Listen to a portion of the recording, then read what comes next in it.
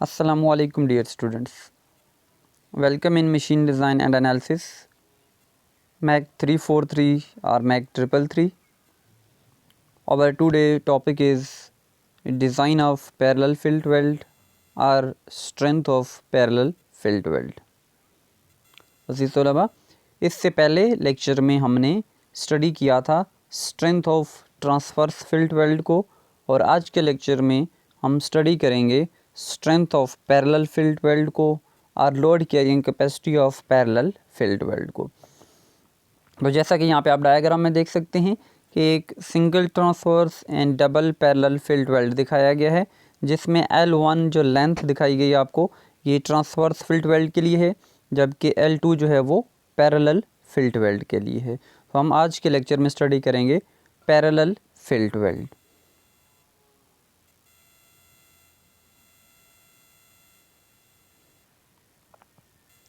यहाँ पे आप देख सकते हैं कि ये जो बीड लगी हुई है और ये जो बीड लगी हुई है, ये जो दोनों बीड्स हैं, ये जो दोनों वेल्ड्स हैं, ये दोनों वेल्ड्स पैरेलल टू लोड हैं। तो जब ये पैरेलल टू लोड होती हैं तो तब हम इसको नाम देते हैं पैरेलल फील्ड वेल्ड का, जबकि ट्रांसवर्स के अंदर जो वेल्ड मेटल है, जो बीड है, वो परपेंडिकुलर टू लोड होती है।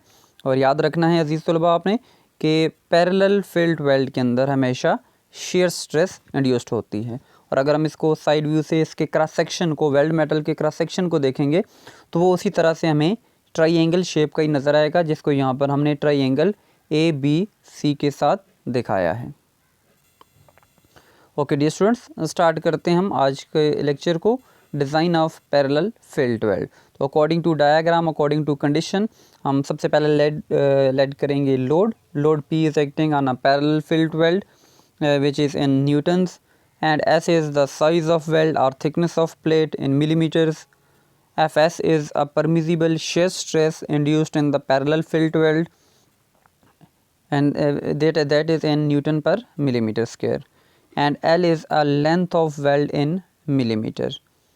And the line BD or small t is a throat thickness or minimum thickness of weld in millimeters. अजीज़ तलबा, अब हम इसके वेल्ड क्रॉस सेक्शन को देखते हैं। तो ये वेल्ड क्रॉस सेक्शन बिल्कुल उसी तरह से है जैसे हम पहले भी पढ़ चुके हैं इसको ट्रांसवर्स फील्ड वेल्ड के अंदर, कि एक ट्राइएंगल ABC है। ये जो ट्राइएंगल ABC है, अगर हम इसके पॉइंट B से एक परपेंडिकुलर हाइपोटेन्यूज के ऊपर ड्रॉप करें तो ये जो परपेंडिकुलर होगा ये परपेंडिकुलर थ्रॉट थिकनेस कहलाएगा, जिसको यहाँ पर लाइन BD के साथ, ये स्मॉल t के साथ शो किया गया है। और ये बड़ी ट्राइएंगल ABC को दो छोटी ट्राइएंगल्स के अंदर, मुसलसों के अंदर तकसीम कर देगा।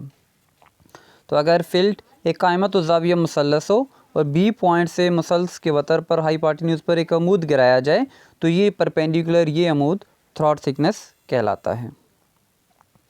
तो अब हम इन दोनों में से किसी एक ट्राइएंगल को देख लेते हैं। तो यहाँ पर हम स्टडी करते हैं ट्राइएंगल ABD को। तो ये जो पॉइंट A है ट्राइएंगल का, यहाँ पे एंगल बनेगा हमारे पास 45 डिग्री। तो इस ट्राइएंगल से अगर हम थ्रॉट थिकनेस की वैल्यू फाइंड आउट करना चाहें तो sine 45 degree is equal to perpendicular और हाइपोटेन्यूज। यहाँ पर आप इस डायग्राम के अंदर गौर से देखेंगे तो आपको नज़र आएगा कि परपेंडिकुलर है हमारे पास BD, जिसको थ्रॉट थिकनेस का नाम दिया गया है, और जो हाइपोटेन्यूज है वो AB है, जिसको S से डिनोट किया गया है। तो sine 45 degree is equal to T/S, और इस इक्वेशन से जब हम थ्रॉट थिकनेस फाइंड आउट करना चाहेंगे तो throat thickness is equal to sine 45 degree multiply by S। Sine 45 degree की वैल्यू 0.707 जब हम इस इक्वेशन के अंदर पुट करेंगे तो हमारे पास थ्रॉट थिकनेस का फार्मूला आएगा 0.707 इंटू S। अजीज़ तलबा, अब हम यहाँ पर थ्रॉट एरिया या minimum area of parallel field weld, single parallel field weld मालूम करते हैं। तो जैसा कि डायग्राम में आप देख सकते हैं कि ये आपको एक रेक्टेंगल शेप नज़र आ रही है, और तो इसका फार्मूला जो बनेगा हमारे पास एरिया का, वो बनेगा area is equal to T into L। Throat thickness का फार्मूला था 0.707 इंटू S। उस फार्मूले को जब यहाँ पर हम पुट करेंगे तो एरिया का फार्मूला आ जाएगा 0.707 इंटू S इंटू L। चूँकि फेलियर हमेशा मिनिमम एरिया से स्टार्ट होता है तो यहाँ पर भी हम इसीलिए थ्रॉट थिकनेस के मिनिमम एरिया को फाइंड आउट कर रहे हैं। So we know that In parallel filled weld, shear stress is induced. Therefore, strength of single parallel filled weld. Load carrying capacity या strength of single parallel fillet weld मालूम करने के लिए हम शेयर स्ट्रेस के बुनियादी फार्मूले को यूज़ करते हुए इक्वेशन बनाएंगे।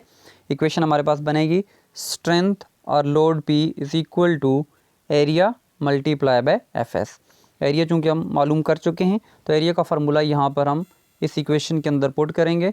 तो हमारे पास इक्वेशन आएगी load P is equal to 0.707 into S into L into Fs. This equation gives the strength or load carrying capacity of single parallel filled weld. And for the strength of double parallel filled weld, जिस तलबा अब जब हम double parallel fillet weld की बात करेंगे तो double parallel fillet weld के अंदर जैसा कि आपने डायग्राम के अंदर देखा, क्योंकि बीड या वेल्ड मेटल दोनों तरफ होता है तो हमारे पास एरिया का फार्मूला आएगा 2 into throat thickness into length. Throat thickness का फार्मूला हमने पढ़ा, वो जब हम पुट करेंगे 0.707 इंटू एस तो हमारे पास डबल पैरेलल फिल्ट वेल्ड के एरिया के लिए फार्मूला बनेगा 1.414 इंटू एस इंटू एल। इस एरिया के फार्मूले को हम स्ट्रेंथ की इक्वेशन में पुट करते हैं तो हमारे पास strength of double parallel fillet weld ये load carrying capacity of double parallel fillet weld आएगा load P is equal to 1.414 into S into L into F S. तो this equation give the strength or load carrying capacity of double parallel fillet weld. तो अजीज़ तलबा, जब भी हमने strength of parallel fillet weld find out करनी होती है, load carrying capacity of parallel fillet weld मालूम करनी होती है, तो हम इस फार्मूले को यूज़ करते हुए उस स्ट्रेंथ को या लोड कैरिंग कैपेसिटी को आसानी से कैलकुलेट कर सकते हैं।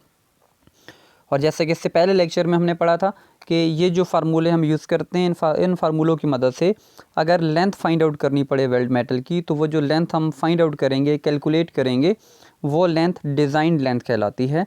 और एक्चुअल लेंथ फाइंड आउट करने के लिए डिज़ाइन लेंथ के अंदर starting and stopping allowance of Beed को ऐड किया जाता है जो कि 12.5 मिलीमीटर होता है। Okay dear students, thank you, अल्लाह हाफिज़।